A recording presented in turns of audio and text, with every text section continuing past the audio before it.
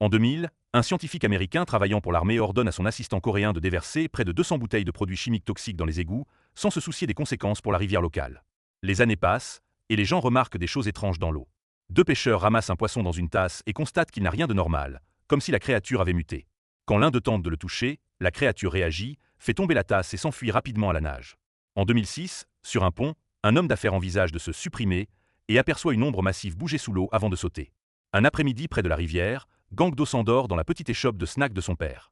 Un garçon sans abri nommé Seo tente de voler de la nourriture, mais son frère Sejin l'en empêche. Le propriétaire, Aibong, réveille alors son fils et lui rappelle de se mettre au travail. À ce moment-là, Gang-do aperçoit sa fille, Yoon-seo, qui revient de l'école. Yoon-seo est en colère parce que Gang-do a envoyé son oncle-livre à la réunion des parents au lieu d'y aller lui-même. Elle a ignoré les appels de son père parce qu'elle a un très vieux téléphone avec un mauvais signal, et elle est gênée de le sortir en public. Ensuite, Gang-do et Yoon-seo se précipitent dans les shops, où Gang-do garde une boîte cachée contenant de l'argent qu'il a économisé pour acheter un nouveau téléphone à sa fille. Ils allument la télévision et apprennent aux informations qu'un corps a été retrouvé dans le fleuve Han, mais ils changent rapidement de chaîne pour regarder Namju, la sœur de Gang-do, participer à un tournoi de tir à l'arc. Ils sont interrompus par Aibong, qui envoie Gang-do dehors avec des snacks gratuits pour des clients mécontents. Gang-do les trouve en train de fixer une chose étrange suspendue sous le pont. La chose commence à bouger et se révèle être un monstre, qui plonge dans l'eau. Par curiosité, Gang-do jette une canette de bière, et le monstre l'attrape avec son tentacule avant de l'engloutir. La foule excitée commence à jeter toutes sortes de nourriture dans la rivière, mais la créature disparaît. Tout le monde s'apprête à partir quand le monstre surgit soudainement à la surface et se met à poursuivre la foule, projetant et tuant les gens avec ses membres terrifiants. La panique éclate aussitôt, mais cela n'empêche pas le monstre de leur marcher dessus ou de les traîner au sol. Certains courent se cacher dans un conteneur, que le monstre suit avant d'y rester coincé. Le touriste Donald et sa bande se précipitent à l'autre bout du conteneur et ouvrent la porte pour permettre aux quelques survivants de s'échapper. Le monstre en sort lui aussi et poursuit son carnage. Alors Donald lance un carreau de sol, mais cela ne l'affecte pas. Puis Donald et Gang-do soulèvent un lourd poteau de signalisation et le lancent également, sans lui faire le moindre mal. Avec une personne pendue à ses mâchoires, le monstre bondit sur Donald et commence à le blesser tandis que Gang-do s'enfuit. Il retrouve le poteau de signalisation et, cette fois, le jette sur la queue sensible du monstre, le blessant enfin. Cela provoque aussi la chute d'un peu de sang du monstre sur le visage de Gang-do avant qu'il ne se remette à courir. Lorsque Yoon-seo quitte finalement les shops, Gang-do lui attrape la main et l'entraîne avec la foule. La zone est un chaos total, et de nombreuses personnes tombent, y compris Gang-do. Il perd la main de sa fille et la cherche à l'aveuglette avant de repartir en courant, pour finalement se rendre compte qu'il a attrapé la mauvaise adolescente dans la confusion. En se retournant, il est horrifié de voir la créature capturer Yoon-seo et l'emporter en sautant de nouveau dans la rivière. Gang-do saute aussi et observe comment, sur la rive opposée, le monstre recrache un humain et le remplace par Yoon-seo avant de replonger et de disparaître dans l'eau. Quelques instants plus tard, la police et l'armée encerclent la zone. Gang-do et Aibong sont forcés d'évacuer les shops, et Gang-do emporte avec lui la boîte de pièces. Pendant que la zone de la rivière est bouclée, des funérailles sont organisées pour toutes les victimes de l'incident. Namju arrive avec sa médaille de bronze et pleure sa nièce disparue. Ils sont rejoints par le troisième de la fratrie, Namil, le seul de la famille à avoir fait des études universitaires, mais actuellement au chômage en raison de son passé d'activiste. Toute la famille s'effondre au sol, attirant l'attention des journalistes qui commencent à filmer et à prendre des photos. Namil révèle qu'il a entendu dire que Gang-do avait attrapé la mauvaise main et insulte son frère pour une telle erreur, déclenchant une bagarre que les autorités doivent interrompre. À ce moment-là, un groupe d'hommes en combinaison de protection arrive tandis qu'une fumée étrange commence à remplir la pièce. Un agent annonce que des bus attendent tout le monde et demande si quelqu'un a touché la créature. La famille explique alors que du sang est tombé sur le visage de Gang-do. L'équipe de protection le place immédiatement dans un sac spécial et l'emmène. Ensuite, les journaux couvrent enfin l'incident. Donald était un sergent de l'armée américaine. Ayant perdu un bras, il a été envoyé dans un hôpital de l'armée américaine. Les médecins militaires ont découvert que les parties du corps ayant été en contact avec la créature présentaient une réaction étrange et ont attribué cela à un virus inconnu. L'armée américaine a envoyé un échantillon au Centre pour le contrôle et la prévention des maladies, CDC, qui ont confirmé que la créature de la rivière est l'hôte du virus. Désormais, seules les forces spéciales entraînées à la guerre biologique sont autorisées à s'approcher de la rivière. Des unités de fumigation travaillent à nettoyer la zone avec de la fumée. Toutes les personnes présentes lors de l'incident et des funérailles sont envoyées à l'hôpital pour être mises en quarantaine et testées. Le soir, Gang-do se gratte quelques taches dans son dos lorsque, soudain, son téléphone se met à sonner. Gang-do est stupéfait d'entendre la voix de Yeon-seo demander de l'aide. Elle dit qu'elle est dans les égouts, mais avant qu'elle ne puisse en dire davantage, la communication est coupée. Près de la rivière, deux agents de fumigation arrêtent leur camion en remarquant quelque chose. Soudain, le monstre surgit et renverse un agent avant d'atterrir sur le toit du camion. Quelques minutes plus tard, la créature entraîne les hommes dans un égout, où elle garde un tas de corps pour les manger plus tard. Une fois le monstre parti, Yoon-seo sort de sa cachette, un trou dans le mur, et tente de réveiller l'agent, mais l'homme est déjà mort. Elle fouille aussi ses poches à la recherche d'un téléphone, mais celui-ci ne fonctionne pas. À l'hôpital, la famille de Gang-do tente d'expliquer à un policier que Yoon-seo est vivante, mais il ne les croit pas et affirme que Gang-do a rêvé l'appel. Pour prouver ce qu'il dit, Gangdo utilise son téléphone pour montrer qu'il a vu la créature recracher un corps, ce qui signifie que sa fille pourrait encore être en vie. Le policier pense toujours qu'il hallucine et s'en va après que Taibong a tenté de le soudoyer. Quelques instants plus tard, la famille s'échappe discrètement de l'hôpital et se mêle aux autres patients dans le couloir. Une infirmière reconnaît les cheveux teints de Gangdo et l'interpelle, poussant la famille à courir et à bousculer les gens pour ouvrir la voie. Dans l'ascenseur, ils se changent pour remettre leurs vêtements, et Taibong confirme leur moyen de transport par téléphone. Bientôt, ils arrivent au parking, où un chauffeur mystérieux les récupère dans une camionnette. Namju n'est pas assez rapide et il la laisse presque derrière, mais le chauffeur fait un virage pour la récupérer tout en évitant les personnes qui les poursuivent. Le policier tente aussi de sauter à l'intérieur, mais Gangdo le repousse. Finalement, le groupe atteint un entrepôt à l'extérieur de la ville, où l'on découvre que Taibong a engagé des criminels pour les sortir de l'hôpital et leur fournir quelques objets pouvant les aider à retrouver Yunseo. La facture finale s'avère bien plus élevée que prévu, et les criminels refusent les bijoux de Taibong, prenant donc toutes ses cartes de crédit à la place. Dans la camionnette, les frères et sœurs regardent les nouvelles et apprennent qu'ils sont désormais des fugitifs recherchés. La famille part ensuite dans un camion de fumigation fourni par les criminels, équipé de 2 combinaisons de protection, de quelques armes et d'une carte des égouts. Gangdo et Taibong enfilent les combinaisons tandis que Namil et Namju se cachent sous une couverture. Au contrôle de sécurité, le responsable remarque que ce camion appartient à une entreprise de fumigation inscrite à la dernière minute, ce qu'il trouve suspect. Taibong lui jette un sac pour le soudoyer avant de conduire le camion vers la zone de la rivière, et l'homme ouvre le sac pour y trouver la boîte de pièces. Ensuite, la famille suit la carte afin d'explorer les égouts du secteur, cherchant désespérément Yunseo. Par moments, Gangdo court derrière le camion pour que la fumée le fumige aussi, parce qu'il veut être propre pour sa fille. Après plusieurs heures de recherche, il voit soudain quelque chose bouger dans l'obscurité, et Namju sent quelque chose de mouillé tomber sur son épaule, alors ils ouvrent le feu. Mais en levant les yeux, il ne voit qu'une fuite d'eau. Le liquide est l'urine de Seo, qui se faufile avec son frère Sejin. Les 2 frères avancent prudemment et atteignent l'échoppe de snacks de la famille, où ils commencent à prendre un tas de nourriture. Seo veut aussi prendre de l'argent, mais Sejin l'arrête en lui rappelant que voler de l'argent est un vrai crime, alors que prendre de la nourriture relève du Seiyori, le rite de la faim. Une fois leur sac rempli, les frères repartent, pour finalement tomber sur le monstre. Ils se mettent aussitôt à courir, mais la créature est plus rapide et leur bloque la fuite.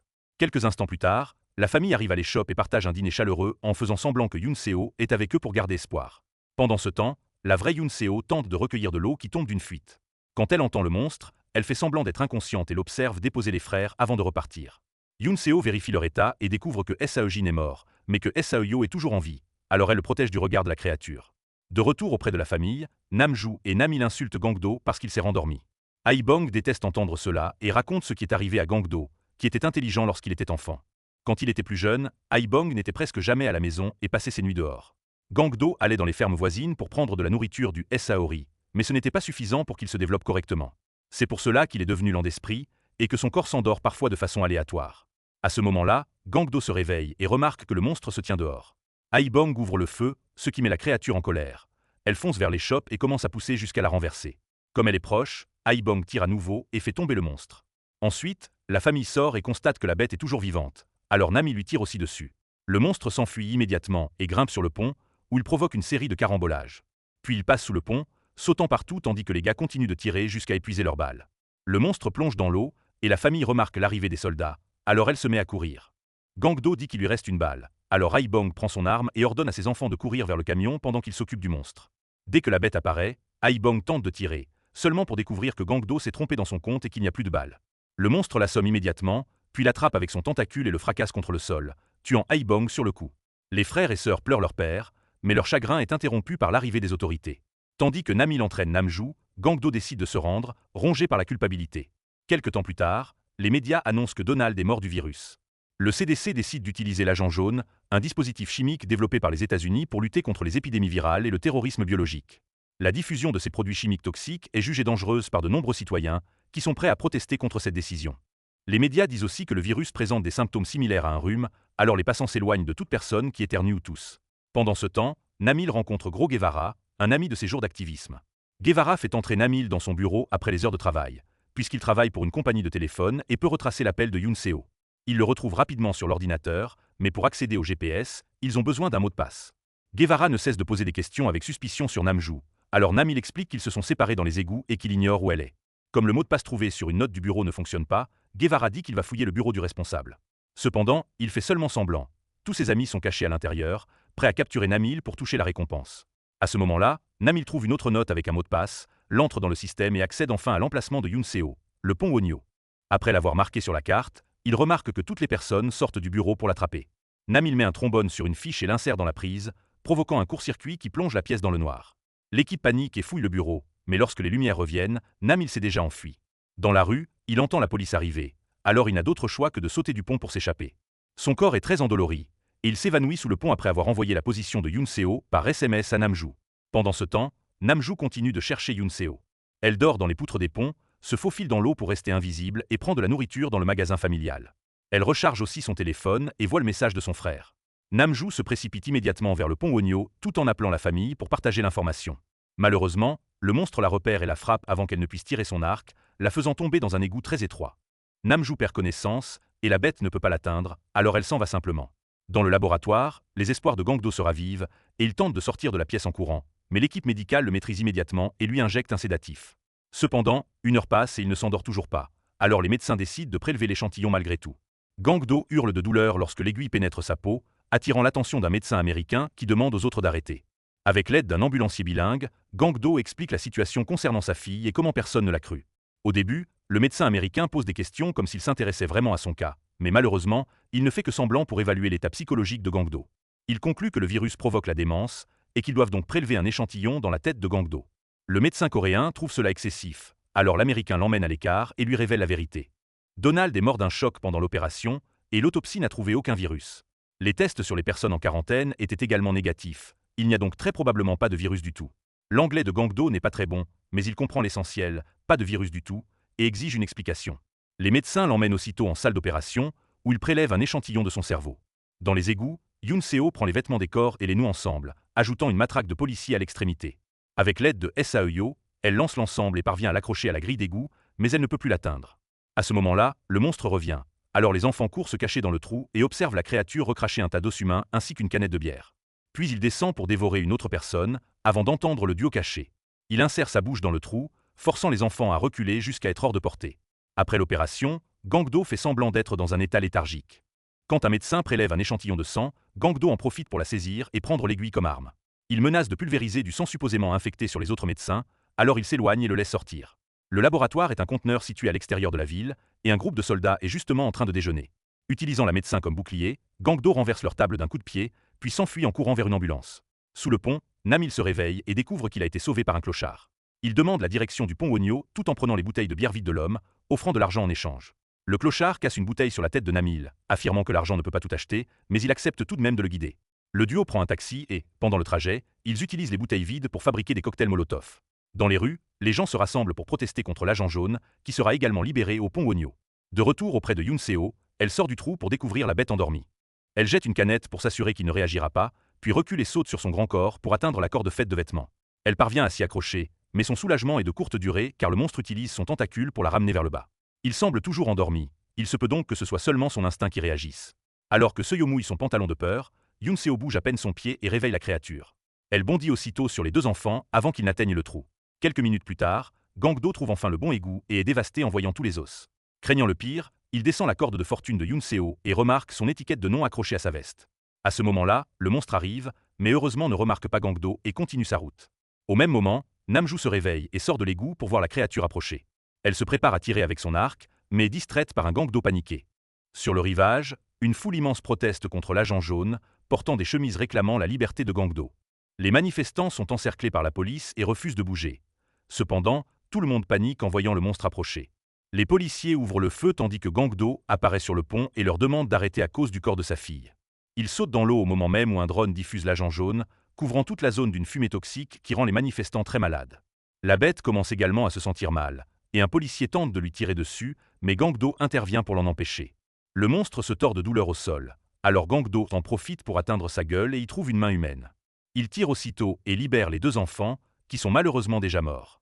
Le drone continue de déverser l'agent jaune sur la créature tandis que des agents masqués enregistrent la scène, et les gens tombent malades partout, y compris les policiers eux-mêmes. Les trois frères et sœurs se rassemblent autour de Yoon Seo pour la pleurer.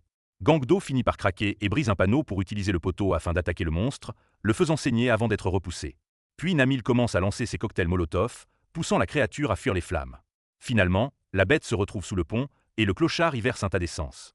Namil lance sa dernière bombe, qui malheureusement lui glisse des mains et se brise à côté de lui. Namju intervient alors, enflamme une flèche et la tire directement dans l'œil du monstre, enflammant tout son corps. Avant qu'il ne puisse atteindre l'eau, Gangdo utilise de nouveau le poteau et l'enfonce dans la gueule de la créature, la tuant finalement. Ensuite, Gangdo vérifie l'état de Seo, se demandant s'il était un ami de sa fille. Il découvre que l'enfant est en réalité vivant et l'emmène loin de la zone toxique. Plusieurs semaines plus tard, Gang-do a repris sa vie en main et s'occupe désormais de l'échoppe de snacks tout en veillant sur Seo. Une nuit, pendant le dîner, les autorités américaines apparaissent à la télévision pour admettre qu'il n'y avait aucun virus, mais le duo éteint l'écran pour manger en paix.